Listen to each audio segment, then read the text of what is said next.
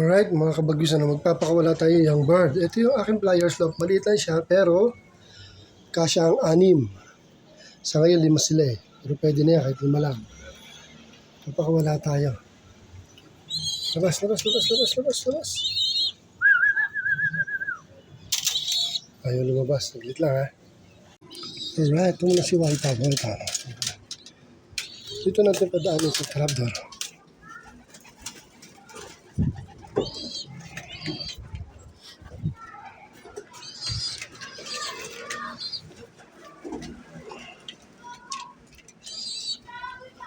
Tatamad lumipad.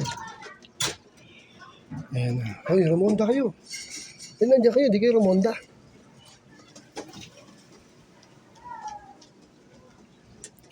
Paparonda tayo. Paparonda tayo.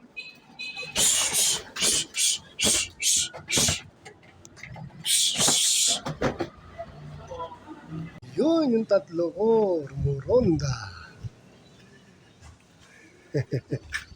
Susunod na ito, bibitaw ko na ito sa malalayo. Si White po. Yung dalawang brown. Yeah, ronda lang.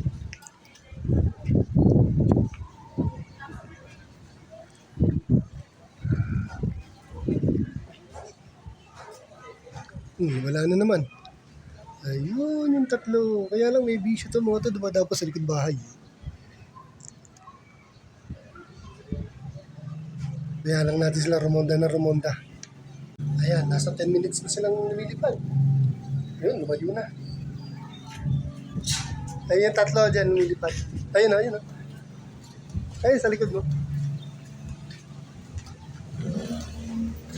Kanina palipad na lipad yan. 10 minutes na. So, bayan lang muna natin mga kabagbis. Hindi lang nila yung kanilang flight. 20 minutes later. Ayun na, mga kabagbis, dumapo na doon. Sila dumadapo sa taas kasi naiilang sila dito sa ating tarpaulin. Tatanggalin natin to. Ililipat ko na lang sa baba. Okay, dito muna. Init.